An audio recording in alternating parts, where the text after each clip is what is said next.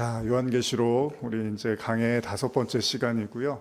계속 말씀드린 것처럼 요한계시록 7장까지는 이전에 나눴던 말씀들을 좀 이렇게 다시 제가 중요한 말씀들을 좀 이렇게 편집을 해서 또 필요한 내용들은 좀 더 이렇게 붙이기도 하고 해서 여러분과 나누고 있는데, 그래서 오늘 이제 3장을 저희가 봐야 되는데, 지난 시간에 두아디라 교회 이야기를 좀 나누다가 잠깐 제가 이제 철장에 대한 이야기를 하면서 잠깐 언급하고 마무리를 했어요. 자, 그러면 요한계시록 2장 26절에서 29절까지의 말씀을 한번 같이 읽고 그러면서 오늘 또 5번째 시간을 여러분과 함께 나누고자 합니다. 요한계시록 2장 26절에서 29절입니다. 시작.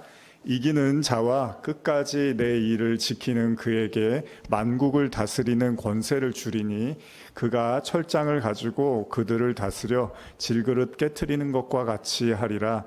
나도 내 아버지께 받은 것이 그러하니라. 내가 또 그에게 새벽별을 주리라. 귀 있는 자는 성령이 교회들에게 하시는 말씀을 들을지어다.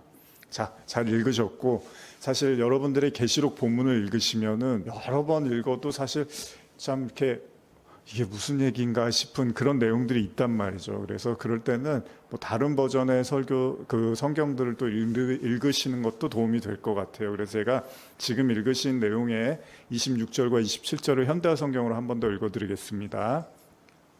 이기는 사람 곧 끝까지 나를 기쁘게 하는 사람에게는 내가 나라를 다스리는 권세를 주겠다. 그러면 내 아버지께서 내게 그들을 다스리는 권세를 주신 것처럼 철장으로 그들을 다스리게 될 것이다. 그들은 부서진 질그릇처럼 산산조각이 날 것이다. 자, 지난 시간에 한번 마지막 때 이렇게 제가 이야기했던 내용도 좀 떠오르실 거예요. 뭐 질그릇 얘기한 것 같고 뭐 깨진다 뭐 이런 얘기 기억나시죠? 맞습니다. 이 본문을 보면 주님께서 두아디라 교회를 향해서 주님이 오실 때까지 그 믿음을 굳게 붙잡으라고 말씀을 하세요. 그러면 어떤 권세를 주겠다고 하시는데 그 권세가 뭐냐면 철장을 가지고라는 이런 표현이 나옵니다. 근데 여기서 이제 철장은 쇠로 된 막대기 혹은 쇠로 된 창이라는 뜻이 있거든요. 그러니까 이게 뭐냐면 심판의 의미가 있다는 거예요.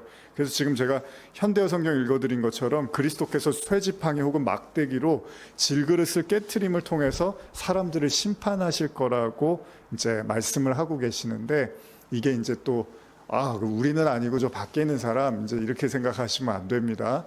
우리도 마찬가지고 심판은 모두에게 이제 임하는 건데, 이제 그리스도인에게의 심판은 단순히 심판이 아니라 이제 구원을 위한 과정인 거죠. 그래서 다니엘서에 보면은 그 느부갓네살 왕이 이제 금신상에다 절하지 않으면 7배나 뜨거운 풀무불에다가 이제 넣겠다고 할 때 다니엘의 세 친구가 이제 절하지 않죠. 그래서 이제 7배나 뜨거운 풀무불에 들어갔는데 이게 굉장히 중요하죠. 나중에 그 안에서 분명히 3명이 들어갔는데 한 사람이 더 있어서 이제 4명, 그래서 하나님의 아들과 같은 사람이라는 이야기를 하는데 나와 보니까 아무렇지도 않은 거예요. 근데 분명히 들어가는 과정은 있었단 말이죠. 그러니까 마찬가지입니다. 하나님의 말씀으로 이제 깨트리신다라는 의미가 있는데, 이 표현이 이제 시편에도 등장을 하고 있어요. 그래서 제가 읽어드릴게요. 시편 2편 9절에 보시면 내가 철장으로 그들을 깨트리며 질그릇같이 부수리라 하시도다.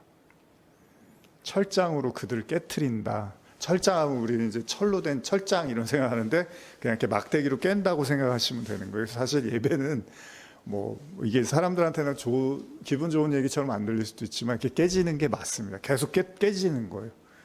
근데 누가 그런 걸 반기겠습니까? 여러분 부모님한테 갔는데 계속 뭐 혼나고 깨지고 뭐 이러면은, 뭐 회사도 그렇잖아요. 직장 상사한테 맨날 혼나고 깨지고 이러면 기분 안 좋잖아요. 근데 그거는 이제 어떤 일을 뭐 처리하고 해결하기 위한 거라면, 이제 성경에서 말하는 건 우리의 어떤 죄의 본성을 이제 깨트리고 그리스도의 의로 옷 입게 하는 과정이니까 좀 다른 차원이라는 거예요. 그러니까 감정적으로 하나님이 뭐 사람한테 불만이 있어서 사람을 자꾸 이렇게 호통을 치고 화를 내는 게 아니라 우리 안에서 뭔가 제거되어져야 되는 것들을 제하시고 다시 새롭게 살리시는 그런 과정으로 이해하시면 됩니다. 그래서 여러분들 이렇게 금속 같은 거 재련할 때 어떻죠? 뜨거운 용광로에다가 넣었다가 이렇게 이제 철이 이렇게 녹아갖고 이렇게 나오면 막 두드리잖아요. 그렇게 해서 날카로운 뭐 칼도 만들고 여러 가지 이제 그런 도구들을 만들듯이 그런 의미로 보시면 단련하고 뭔가 하나님이 훈련하고 교육한다라고 보시면 되는 거겠죠. 근데 이 시편 2편에서도 그래서 이런 이제 구절이 시작을 해요. 그러니까 제 2편 9절을 읽어드렸는데 그 2편의 1절, 그러니까 2장 1절을 보시면 이렇게 시작해요. 어찌하여 이방 나라들이 분노하며 민족들이 헛된 일을 꾸미는가? 세상의 군왕들이 나서며 관원들이 서로 꾀하여 여호와의 그의 기름 부음 받은 자를 대적하여 우리가 그들의 맨 것을 끊고 그의 결박을 벗어 버리자 하는도다. 이렇게 시작을 하는 거예요. 그러니까 결국은 그 세상 왕들의 오만함과 교만함이 하나님이 봤을 때 4절에 하늘에 계신 이가 웃으시며 주께서 그들을 비웃으시리로다라고 이제 표현을 하는 거죠. 그러니까 하나님이 이제 그런 인간들의 자고하고 완악하고 강박한 마음들을 결국 이제 깨트리겠다라는 의미에서 시편 2장 9절에서 이제 이런 표현들이 나오고 있다는 겁니다. 여러분 바벨탑 잘 아시잖아요. 창세기 11장이죠. 바벨탑 사건을 가만히 보시면은 어떻죠? 이 바벨탑은 계속 뭔가를 쌓아요. 그런데 결국 바벨탑에서 이제 하나님이 어떻게 하죠? 내려와서 보시고 언어를 혼잡케 해서 흩어버리시잖아요.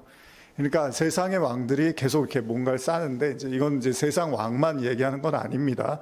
저와 여러분들도 사실 마찬가지로 계속 우리는 뭔가를 이렇게 쌓으려고 해요. 그게 뭐 금전적인 거든 뭐 아니면 자기 재능이든 취미든 뭐 기타 등등 인간은 자기 그런 뭔가 끊임없이 개발을 하고 쌓고 또 스스로를 보존하기 위한 많은 노력들을 해요. 뭐 그게 다 잘못됐다라는 게 아닙니다. 문제는 뭐냐면 그런 힘을 가지고 이제 하나님을 대적하는데, 물론 이 대적도 뭐라 그러죠? 우리 지난주에도 나눴지만 사람의 일을 생각하는 거예요. 그러니까 하나님의 일을 생각하지 않고 사람의 일을 생각해버리면 그게 대적이 된다는 거예요. 그러니까 뭐 하나님을 미워하고 증오하고 저주하는 게 꼭 대적이 아니라 여러분들이 그냥 하나님을 무시하고 그냥 모든 선택과 판단과 스스로의 힘으로 살아가려고 하는 이 모든 것들이 이미 대적이 되는 거죠. 그래서 세상 왕들이 바벨탑도 마찬가지고 우리의 힘을 모아서 하늘에 올라보자, 이게 하나님께 영광을 돌린다는 의미가 될 수도 있는 거란 말이죠. 근데 결국 하나님이 그걸 어떻게 해요? 깨트리시는 거죠. 그래서 우리가 예배를 드린다는 거, 하나님께 나간다는 건 사실은 어떤 의미에서는 계속해서 깨지는 거죠. 그러니까 저도 사실은 뭐 이렇게 제가 설교를 하고 있지만 이런 설교를 할 수 있는 이유는 계속해서 깨짐을 경험하고 그 깨짐 속에서 이게 화가 아니라 이게 계속해서 나를 멸망으로 끌고 가는 게 아니라 그냥 자기 어떤 자책감이라든지 절망감이나 이런 걸로 좌절로 하나님이 나를 몰고 가는 게 아니라 이 깨어짐을 통해서 그리스도의 생명력을 계속해서 드러내시는 과정을 경험하기 때문에 또 여러분들에게 말씀도 나눌 수가 있는 겁니다. 결국 하나님께서는 심판을 통해서 세상 왕들을 비웃고 그 왕 중에는 이제 우리도 마찬가지예요. 우리의 힘으로 그냥 하나님의 도움과 의지함이 없이, 하나님의 은혜 없이 그냥 살아가려는 우리도 하나님 봤으면 비웃을 수밖에 없다는 겁니다. 저마다 이제 사람들이 자신 최고라고 하고 잘났다고 하고 그럴 때 예수님은 어떻게 하죠? 예수님이라는 산돌을 하나님께서 어떻게 하죠? 그 다윗과 골리앗 보시면은 골리앗이 이렇게 어마어마한 사이즈로 이렇게 다윗 앞에 딱 서잖아요. 그래서 이스라엘 군인들도 뭐 어떻게 할지를 모르고 있을 때 하나님께서 다윗을 이렇게 데려다가 그 다윗에게 흐르는 물에서 돌멩이를 주워다가 그걸로 그냥 이렇게 골리앗을 한 방에 쓰러뜨리는 장면이 나오죠. 이런 식입니다. 그러니까 뭐 대단하고 엄청나고 사람들이 봤을 때는 너무나 뭐 어떻게 손도 댈 수 없는, 절대 저항하거나 싸울 수 없을 것 같은데 하나님이 별것도 아닌 걸 통해서 그냥 한 방에 무너뜨려 버리는, 이게 계속 철장으로 이렇게 깨트리시는 하나님의 사역인 거죠. 그래서 절대 자만하면 안 되죠. 이렇게 저는 뭐 여러분들도 그런 생각 많이 하시겠지만은 절대로 그러니까 자만하는 것 자체가 이미 패배를 이렇게 패배의 그림자가 그 사람한테는 이미 드리워지고 있는 거예요.